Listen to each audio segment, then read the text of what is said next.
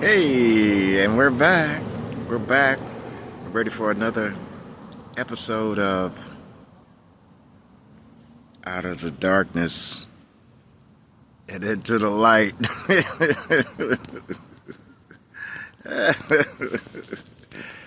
I just love the way that sounds.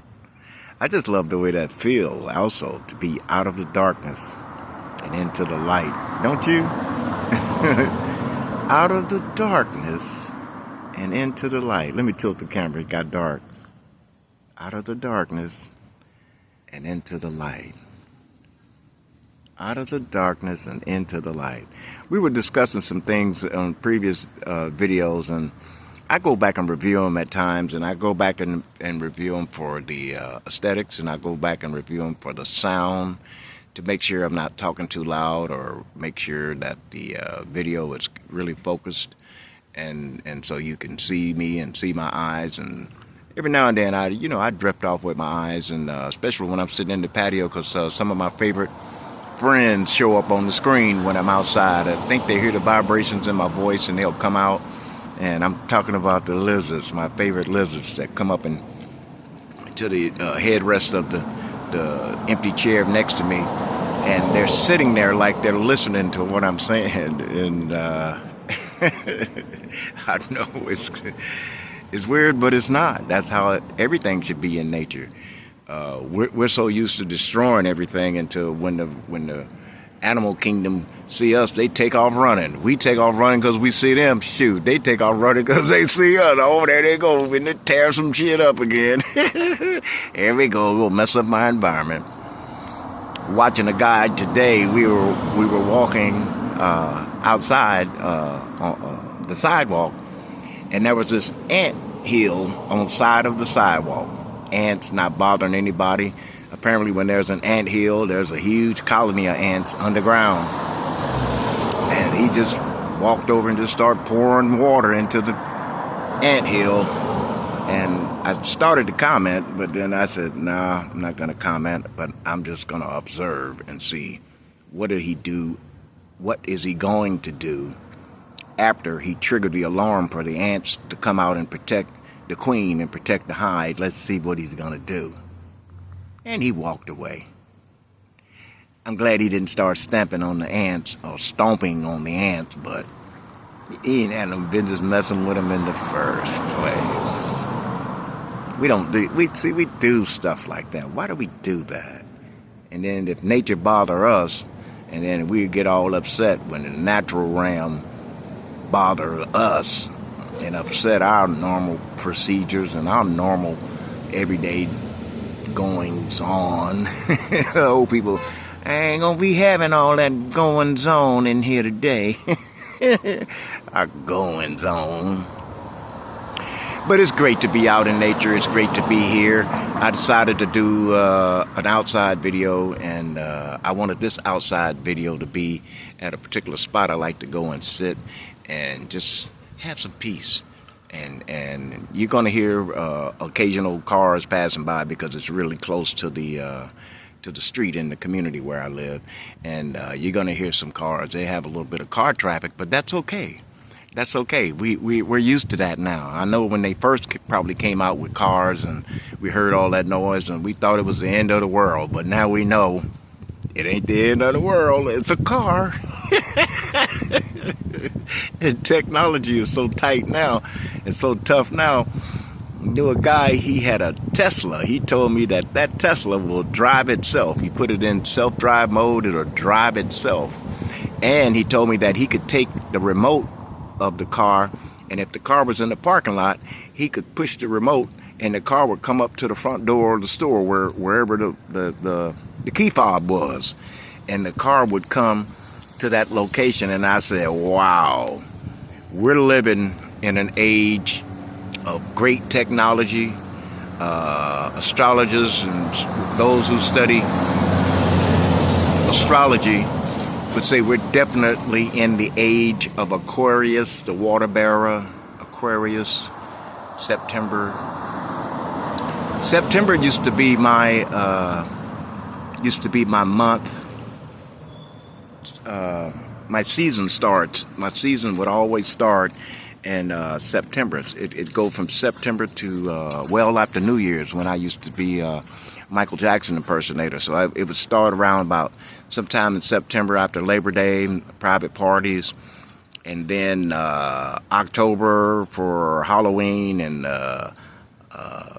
costume contest. That's what really got me started. I kept winning the costume contest. I started making an effort to look like Michael Jackson and study him and study his music and study his delivery and everything, and his posture and his behavior and his voice. And then I had to find a makeup that matched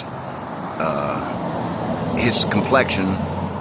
And people used to always just tell me I looked like Michael Jackson, and I never gave it a second thought until one day I looked at one of his albums, and it was the album where he's kind of like laying on his side, and he's got a white suit on with a black shirt, and I believe he has a baby tiger with him. I'm not sure about that. It's been a while since I've seen that album cover, but I saw that cover and I said, wow, dang, that did look like me. And so I decided I would make an effort to look like him and enter a costume contest, and I won. And so the owner of the club asked me would I come back and do it again, and I did it again. So I started out doing like lip syncs until I really learned the music and got some of the dance moves down. I didn't want to try to dance and sing and lose my breath and not know the moves or what have you. But when I finally got it together and I mastered it, that first year it took me about a year to kind of master everything that I wanted to master. And then 9-10 years later, I was still at it. And I'm not at it no more, but man, those were some fun times, and those were some great times. And so speaking of September and October and the months to come, it's going to be some trying times for some of us. Some of us, we're just not used to the festivities that goes on, and sometimes we're not used to the holiday traditions, and family members are here, family members not here, got family members overseas and what have you. And it could be a sad time, but you know, we make our environment, we make the environment. It's up to us.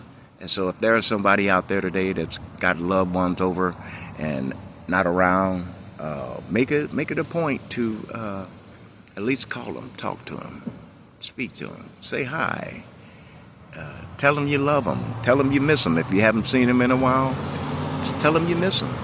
Just tell them you call them, say, hey, I call you just to tell you I love you and I miss you.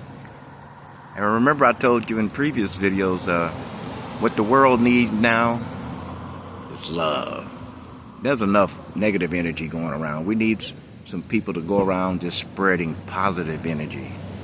Speaking of spreading positive energy, I went to a Buddhist retreat. I don't know if they would call it a retreat or what have you. It was an opportunity to be with a chapter. I don't know if they call them chapters, but a chapter of this one Buddhist temple, and to just see what was the goings on.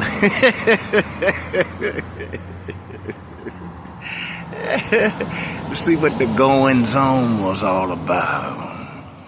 And I really enjoyed it. I didn't have any preconceived idea of what to expect, but I do study Buddhism, and I just don't belong to a particular sect. And I study a lot of things. I study a lot of religions. I study a lot of aspects of spirituality. I choose to go with the spirituality than giving it a title, giving it a label. I just know that there is a universal God, and there is a universal prime source, created force that created us. Proof is we can see each other, and it takes a mighty source to create us and the things that are around us, the trees, the water, the lakes, the everything that we see in the natural, in the nature. And it's a good thing. We're part of that. It says in the scriptures that he He created all these things, and he didn't just create them for him to enjoy. He created it for us. Even though there's some scriptures that says the earth is the Lord's and the fullness thereof. But we could be the Lord too. See, the earth is the Lord's, the misters, the Mrs., the Lord's. The earth is the Lord's and the fullness thereof. Everything that's in there is full, is complete. When he created, he said, it is finished. After he created everything and saw that it was good. See, he can't create anything bad. It can turn bad. See, apple trees and orange trees don't produce bad fruit. They produce all good fruit to start out with. And then eventually, because of what it's exposed to, determine whether or not it's bad or how soon it becomes bad. And when it comes to picking an apple or picking an orange, because I've picked apples and oranges and I wasn't working for a apple orchard.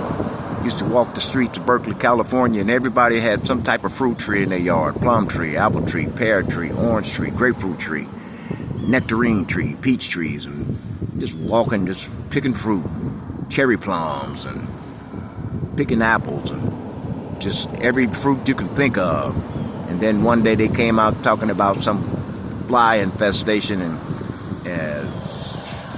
not tsetse fly, not Spanish fly, not Spanish fly. I can't think of fruit fly, hell, fruit fly. And they started putting these little triangle pesticide deals hanging in all the trees, and eventually all the trees stopped bearing fruit, and the bees stopped going to the trees to pollinate the trees and everything. And that's only because they wanted us to go to the marketplace and buy the fruit. And majority of the fruit and vegetables that we consume don't even come from where we grow them here in the United States. They're exported. We send our fruit over there, and they send their fruit and vegetables over here. And it's part of the economy, social study. I said socialist. All of you like to study civics and social studies. And it makes for trade, fair trade and exchange. How we started out anyway. And then someone decided to put a monetary value on the exchange. Where we heard that expression, fair exchange is no robbery. Yeah, you got a horse?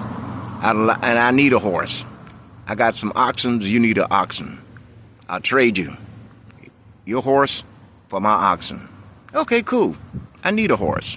Yeah, me too. I need an oxen. And it was fair trade. Okay, I won't go on to that tangent, but you know where I'm going with it. See, this is what happens when you come out of the darkness into the light.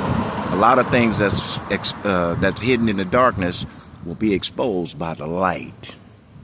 That's a scripture that says that too. There's nothing hidden in the dark that won't be brought to light, out of the darkness and into the light.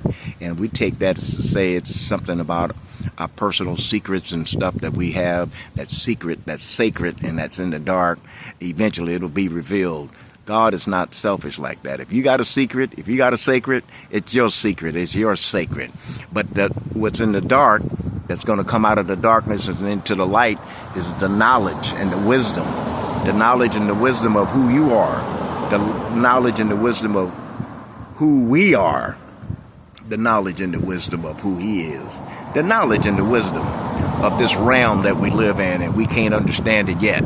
We just know we live in this realm, and it's such a beautiful realm, but we don't understand it yet. We're still trying to understand it.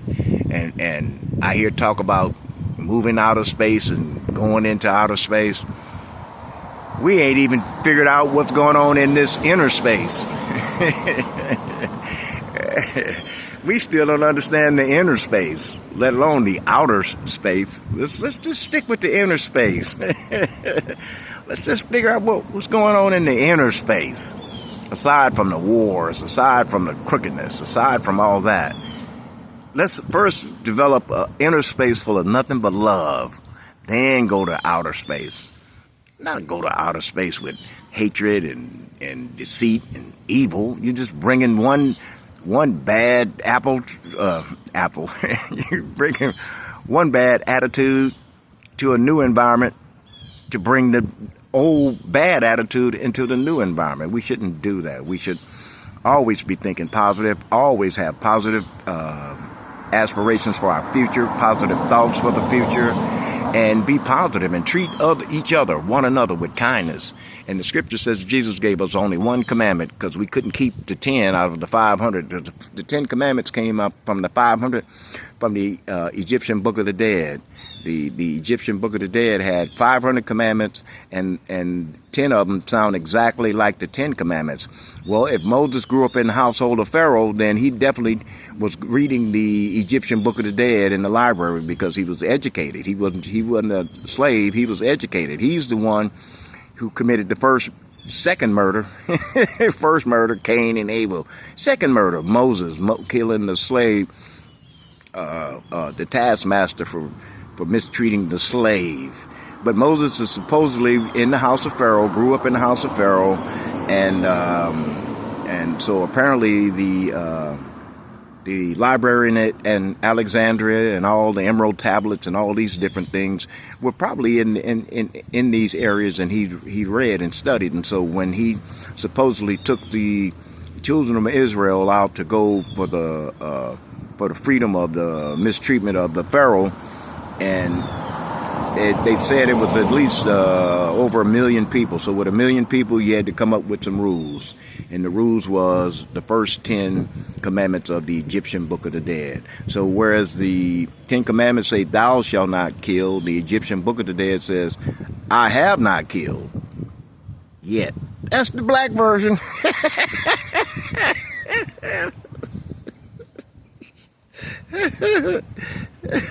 Thou shalt not kill. I have not killed. If you don't get out of my face, I don't know. No, that's not love. We ain't gonna act like that. I've been talking about, we need to show more love. Thou shalt not kill. I'm killed.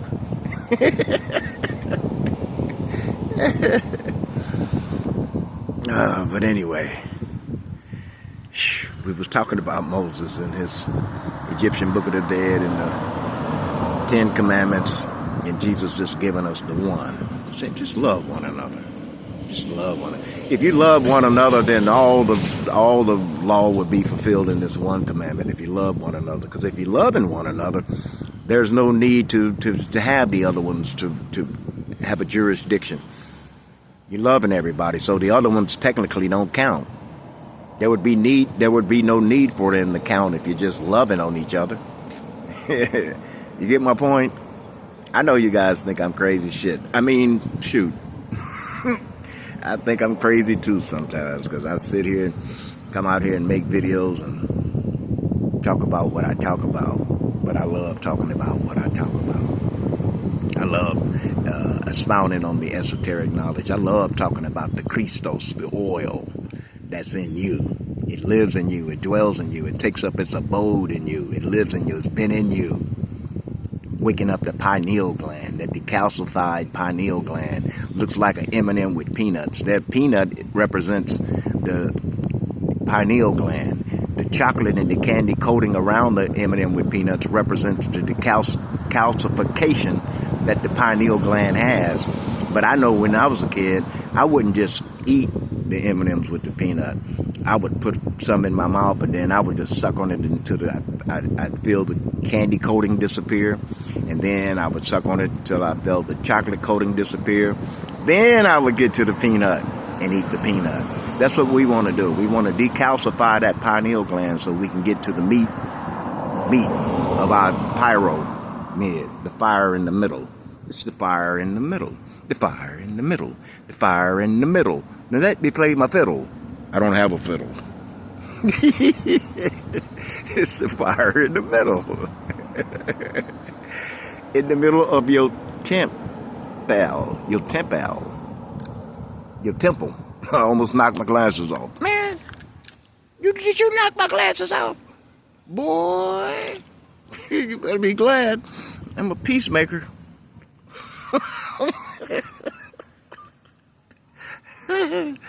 Oh my goodness. Fire in the middle, that's what it is. It's the fire in the middle. The pyramid, the fire in the middle. This is your fire in the middle. I remember when I was in the army, and we was doing launching what do you call it?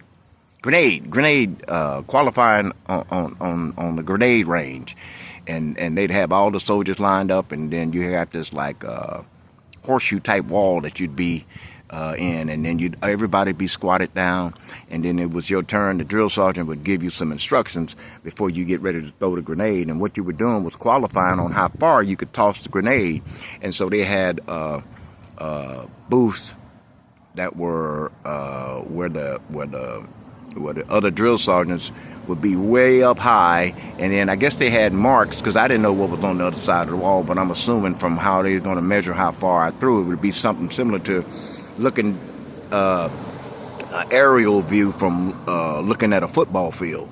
You know how they have it all marked off, 50-yard line, 40-yard line, 30-yard, or whatever. So anyway, you would say, prepare to throw the grenade. So when you say prepare to throw the grenade, you got the grenade in your hand, and then whatever hand you are. So I was right-handed, so I would always prepare to throw my grenade with my right hand, and then he would say, pull the pin, and then when you pull the pin, you had to kind of stretch your arm out, kind of like that, and then he said, throw the grenade. So you take whatever arm you were, and you would throw the grenade, and then you get down, and you had earplugs, and then you hit a boom, and then next. And so each person was cataloged to be, okay, this guy's going to throw his grenade, and then the next guy, this guy's going to throw. So they knew who threw what grenade and how far, and that's how they rated you.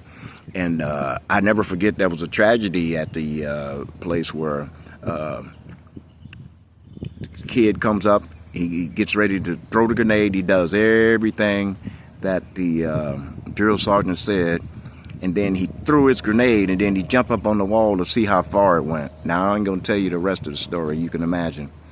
And so that was one of the tragedies that I had saw when I was in basic training. The other one was they had this wall. You had to climb a wall, and the wall was made of these big old, like, 4x4s. And so you climb up the wall one way, and then you climb down the other side on this net. So you had to climb up the wall, which was a flat wall, but each layer of these planks or these boards or these 4x4s had just enough gap where you could barely put your toes in and your hand in. So you had to climb up that wall and then come back and go down the other side, and it was like this fishnet. And then once you went up one side and then came down the other side, then you turn, then you go across the monkey bars. And then once you go across the monkey bars, then you go do the rope swing. And the rope swing had a puddle of mud. And so if you slip off the rope, you fall into the puddle of mud. It had one little knot at the end, but the rope wasn't a thin, skinny rope. It was a fat rope. So you couldn't just grip your hand around the rope, but you had to grip that rope and swing, and then you jump off of that deal. And I can't remember what was next. What was next? Oh, you go through the tires like in the football training, where you run through the tire, and then at the end of the course, you'd elbow or punch the body bag, and it was spring loaded, so you hit it and it'd fall down and come back up, you know. And we're all going through that thing. Oh, now the tightrope. There was a tightrope. You had to go across the tightrope. And I remember this guy. We used to call him Heavy D because he looked like Heavy D, the rapper. And he, can't think of his name. His name was Dwight too. His name was Dwight. And he was going across the thing, and he was so heavy he was about to lose his grip. And so, if he had lost his grip, the drill sergeant was saying, if he give up and let go of that rope, he gonna make everybody go through the course again. Shoot, I ran up the thing and scaled across the wire, the rope, with my feet wrapped around the rope and my hand on the wrap around the rope, and I scooted up and I hung from my legs, from my feet. I was hanging by my feet, and I was dangling, so it's like Can you imagine the wire going across horizontal? My feet is locked on it, but I'm hanging upside down and my head is facing the ground. I grab his feet and I take his legs and his feet and I take one leg and I make it wrap around the rope. And then I told him, hold on, man, don't you let go. Then I grabbed that other leg and made it wrap around the rope. Now I said, now just all you gotta do is just pull yourself with your arms and scoop with your legs. Pull yourself with your arms, scoop. And man, he did it, man. And I was like, whew. Because I showed him how to do that obstacle course again. And I don't think he did neither. And I don't think the rest of the platoon wanted him to do it neither. Because it would have been a party that night.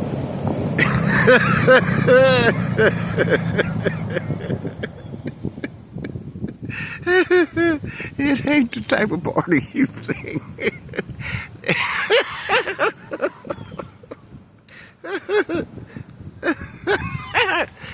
He's finna kick some ass. Hey man, you invited to a party. Oh wow, rare. Oh, it's gonna be in Company B. What time? Oh, about 9 o'clock. Ooh. Be there, be square. Oh, I'm gonna be there.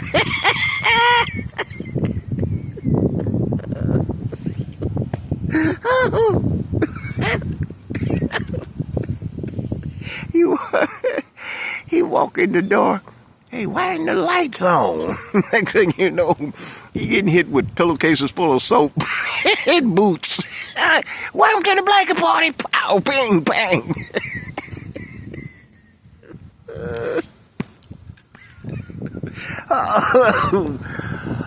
I know that was cruel, man. That was cruel. But hey, that's your soldiers. There we go. Getting violent before we go out there and kill the innocent people. Because the captain said do so. And first we messed each other up first. I'm just kidding. My hat's off to all those who serve. I know what you were going through, brothers. Know what you're going through. Know what you went through. I don't know what the guys who was getting shot at went through, because we was shooting, but there wasn't nobody shooting back at us. And we was throwing grenades, but nobody throwing grenades back at us. It was peacetime. You guys was worse than being in the hood at any day. You'd like a cop at any day now. Any day. Any day. And bullets don't have... You could put a name on a bullet, but it ain't gonna go, oh wait, that ain't the one. Smart bullet. No. Bullets and bombs, they have a name, but they don't have a name on them for who they gonna blow up. They blow up and they trajectory, or they're trajected to go wherever they go, and the bullet don't care what it hit, as long as it hits something. Positive energy. All of a sudden I went off on one of my tangents, huh? Positive energy. We always want to project the positive energy. These stories are good stories. These stories are life stories. These stories are true stories. The story you about to hear is true. The names have been changed to protect the innocent. That was a show that had that as their opening monologue. I think the music I did was Get Smart. You remember Get Smart back in the 60s? The cartoon became Inspector Gadget. But Get Smart was, what was he? Secret agent. Going to the telephone booth and they would drop down and he'd be in his secret hideout. He had a shoe phone. Oh, wow. He'd make a phone call by using the bottom of by using his shoe, and he'd click the heel around and dial out.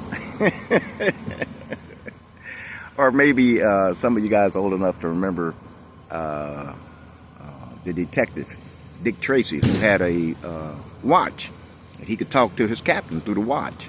And we have that today, the Apple Watch and all the Google Watches, where we can just video chat with somebody through the watch. Isn't it amazing how technology grows up and how people's vision for the future comes to pass?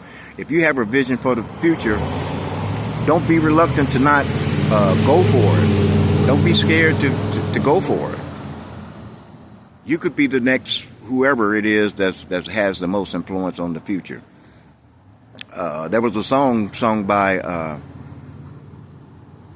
think it was first George Benson, and I think Whitney Houston made it more popular, but it was the greatest love of all. I think they even used it as a soundtrack in the movie about Muhammad Ali, or about Muhammad Ali, because he used to say he's the greatest, and that confidence that he had in himself, that he was the greatest, he followed through with it, and he did become the greatest. He became the greatest. It didn't have nothing to do with his religion, didn't have nothing to do with his stature, his weight. It had everything to do with his focus, his mental state. He said he was going to be the greatest. Believe me, he took some punches, and he went home sore at times after the fight. But when you look at his record, you would say, yeah, for his time and era, he was the greatest. See, I remember when I was taking martial arts, and I remember one time my teacher said, okay, listen, yeah, you good. You may even be the best. But don't forget there's someone out there that's better than you. So don't go out initiating fights, looking for fights. You're learning self-defense. This is to defend yourself, not attack. You know attack techniques and attack moves, but that's only after you're defending yourself. Then you can attack. So he was the greatest. You are the greatest. Because you have to believe you're the greatest. You definitely have to believe you're the greatest. I have an affirmation I say every day. I'm one with the infinite riches of my subconscious mind. It is my right to be rich, happy, and successful. Money flows to me freely, copiously, and endlessly. I'm forever conscious of my true worth. I give of my talents freely. I'm wonderfully blessed financially. It is wonderful. See, there was no harm in that. There was no harm in that. I didn't attach a religion to it. I didn't attach a God to it. I said, I am one. I am one. The scripture says, as Moses said, who am I tell him sent me? Tell him I am sent you. I am sent me. Oh, shit, I ain't telling them I am sent me. They're going to laugh me off the... I already can't speak good. I stutter. Moses had a speech impediment. Everybody. That's why it took him 40 years. They finally heard when he was finally completed a sentence. Moses gonna come back and kick my butt. You making fun of me? Huh? What? What? You making fun of me? Moses, I thought you stuttered. I don't stutter anymore. You making fun of me? Oh, man. All right, don't be so serious. You gotta have fun. Life is fun. Life is what you make it. Life is what you make it. Life is like a sandwich. You want a peanut butter and jelly sandwich? Well, go make it. You want a turkey sandwich? Go make it. Turkey. You want a chicken sandwich? You know where I'm going with this. Go make it. Chicken.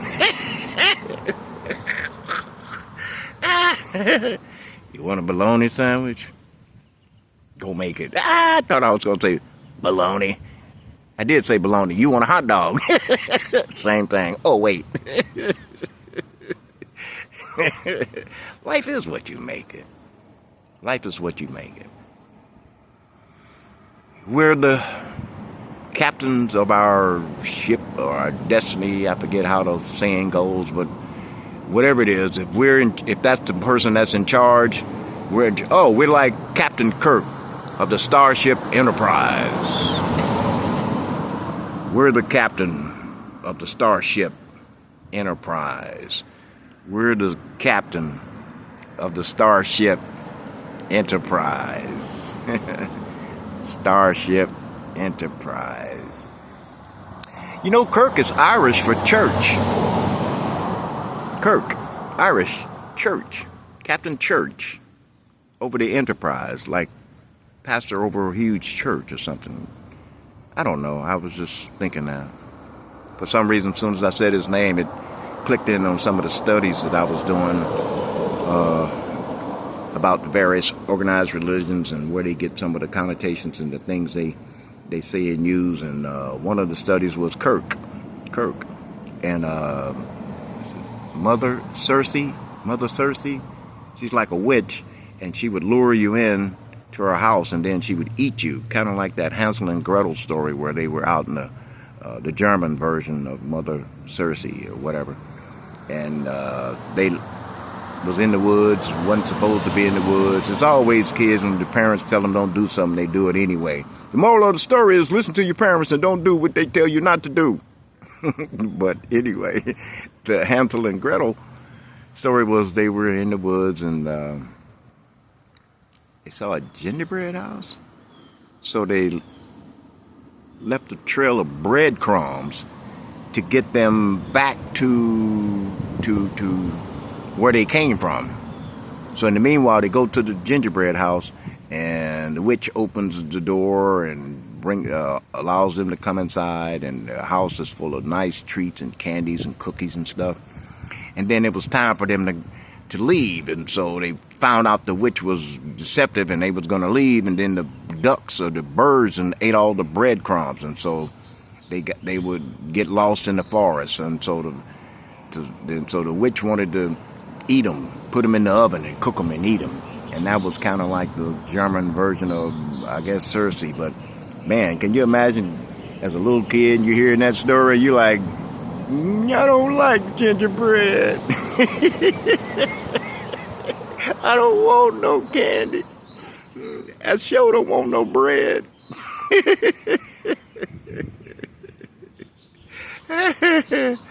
Oh my goodness.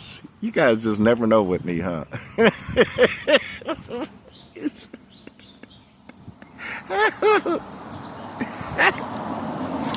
Oh man. Oh, help us. But we got help. We can help. Self-help. We help ourselves. We know when you go to people's house and or you invite people over to your house for a particular function, and you go and get all the football game coming on, you got all the dips and chips and all the sliders and whatever else you want to have, and company is over, and you got the sodas and whatever, and then when they come inside, hey man, come on in, make yourself at home, man, make yourself comfortable, man. Here, that's chips and dips all on the table. Help yourself. Self-help. Self-serve. We got all the chips and dips in the universe. Help yourself. Self-serve. We got all the positive energy in the universe. Help yourself. Self-serve. We got all the negative energy in the universe. If you don't like it, don't take it. Oh man, I really no, I don't like. I don't like bell peppers and onions. So when I was a kid and my mother would make a meatloaf, I'd pick all the onions and the bell peppers out. Didn't say I didn't like the meatloaf. I just didn't like some of the ingredients, which was the bell peppers and the onions. So I'd pick it out. And so I used to teach, and I used to make this statement before I teach. I say, well, I'm going to teach you some stuff today, and some of the stuff you're going to learn from it. Some of the stuff you may have never heard it before, and then some of the stuff you're going to agree with, and some of the stuff you're not going to agree with. But when I teach, I consider my teaching like bell peppers. I pick the onions and meatloaf. I pick the bell peppers and the onions out. So while I'm teaching you, my teaching is like that same meatloaf. If you don't like the bell peppers and the onions in my meatloaf, go ahead and pick them out. But the rest of it, it's good. It's good. Right? Right. So if anybody have any intentions of inviting me over for dinner and they're going to serve meatloaf, hint, hint, don't get offended when I pick the bell peppers and the onions out.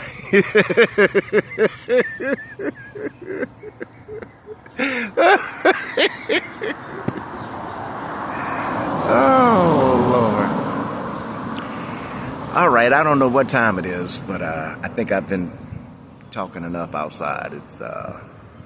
It's time to do a inside video and look at some of my notes, because I did have some stuff I wanted to cover, and they could only be covered by notes, and I didn't have them committed to memory. I'm not trying to do that. I'm not trying to commit everything I read to memory, just the stuff that I deem that's going to be important to share I'll memorize it. And then if there's stuff that's just already in me, I'll make sure that I bring that stuff out, because it's good stuff. It's just like a library. Just because you go to the library for one particular book don't mean the other books are not good as well, or it's interesting as well, or have the known ledger that you want as well. I used to go to the library just to get esoteric books. Go to Barnes & Noble, never purchase, well, I did purchase a couple of books, but for the most part, I would take my daughter Trinity when she was a baby. We'd go eat breakfast, and then we'd go to Barnes & Noble. Sit in there. I take her to the section where she got the little kiddie books. She get about 5 or 6 books. I go over there to the section where I like, and esoteric teachings and stuff, and I get me about 5 or 6 books. And we sit in Barnes & Noble and just read our books. Have some coffee, and then it's almost time for lunch, and we go get lunch, come back, and read some more books. So I got a lot of knowledge up here in this peanut housing unit. my Noah.